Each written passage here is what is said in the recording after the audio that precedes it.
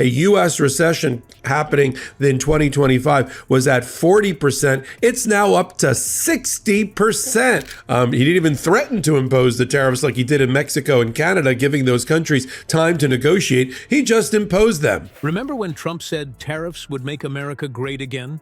Turns out they're making America broke instead. Foreign investors are dumping U.S. Treasury bonds like expired milk, and Chinese factories are ghosting American orders altogether. The very trade war Trump launched to boost American jobs and manufacturing has backfired harder than a firecracker in a closed garage. This past Saturday morning, while most Americans were brewing coffee, Trump was having a full-blown economic meltdown.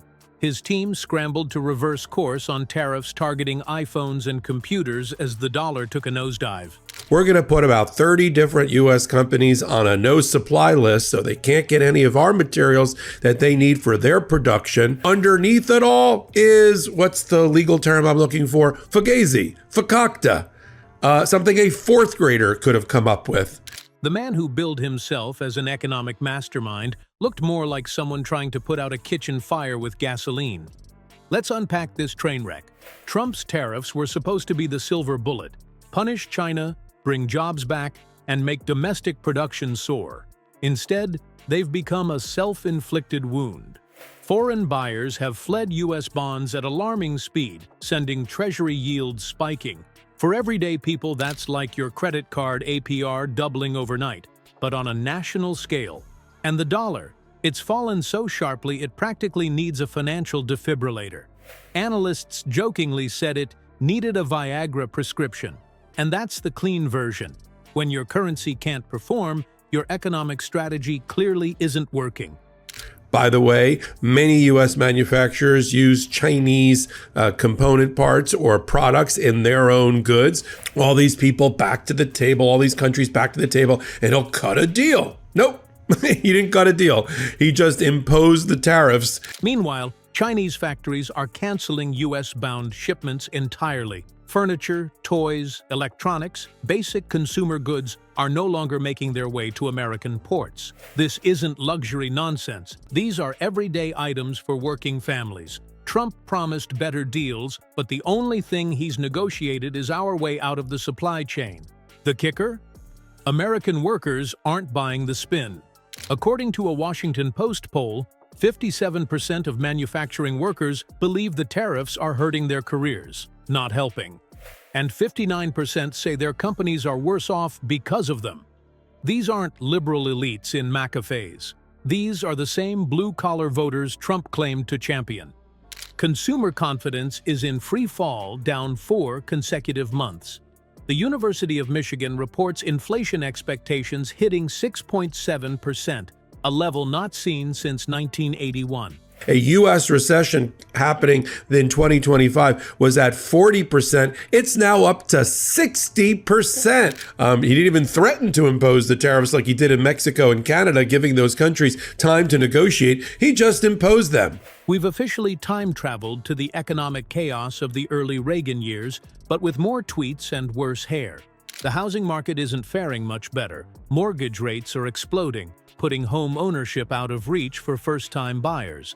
Americans are now choosing between buying property and affording groceries. In fact, people are buying gold like it's toilet paper during a pandemic. And what's Wall Street's verdict?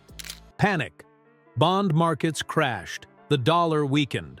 Analysts on both sides of the aisle warned of disaster.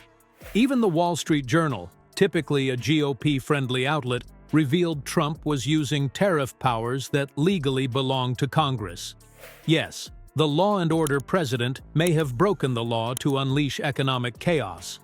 Retailers are ringing alarm bells too. Prices on essential goods could rise 20 to 30%. Day because most of Wall Street and the big banks who backed Donald Trump all thought he was bluffing. And then wagged a bony finger. Scott Bessent, Howard Lutnick, don't you dare retaliate. According to warnings from major chains. That means everything from school clothes to eggs and groceries could become unaffordable for families already living paycheck to paycheck. So what did Trump do when reality hit? Picture it. Trump, gold-plated toilet, Saturday morning Twitter, or X-scroll. He sees plunging economic data, his dollar collapsing, investors fleeing, factories shutting him out. Total panic. His usual morning of fast food and Fox News turned into DEFCON 1. His staff, caught off guard, scrambled to roll back specific tariffs on electronics, hoping to stop the bleeding. After months of telling Americans they'd gladly pay more for goods in the name of patriotism, Trump's team backpedaled like it was the Tour de France. Suddenly, those iPhone tariffs were off the table, because even a tiny dip in polling was more terrifying than appearing weak. It's the toddler syndrome. I'll eat all my vegetables until the broccoli arrives, and then it screams in tantrums.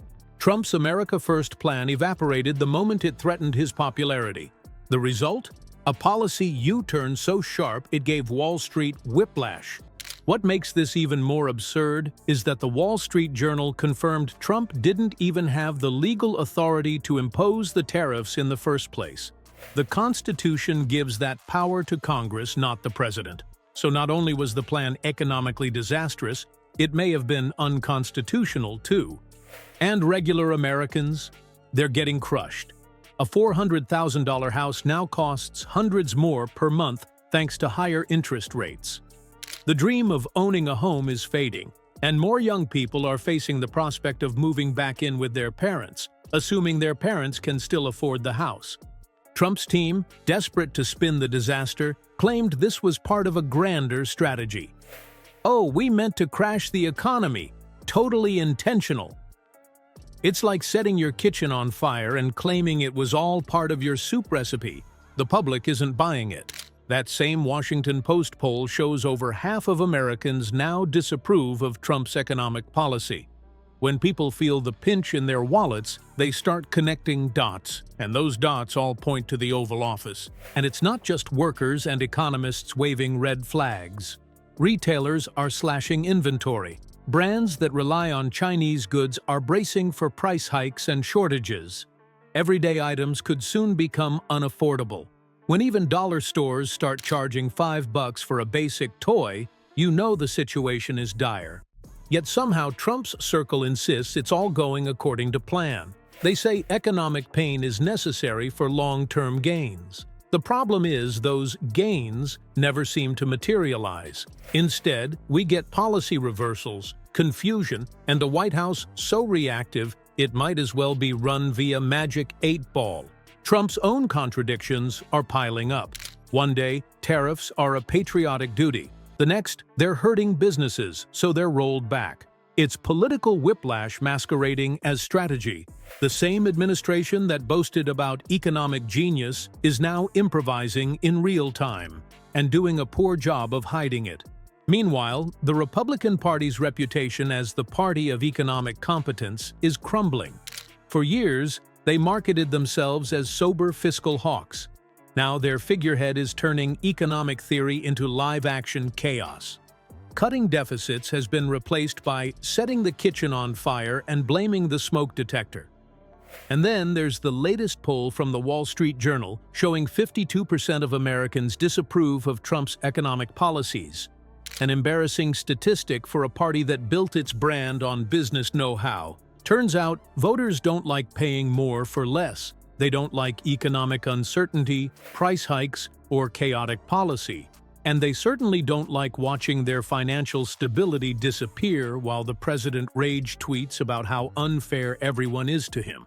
The GOP spent decades trying to convince Americans that it was the party of serious economics. But with Trump in charge, the message now sounds more like, "Trust us. We meant to crash the car." Unfortunately for them, the midterms are coming. And this time, it's not just liberal voters who are angry. It's workers, homeowners, and small business owners too.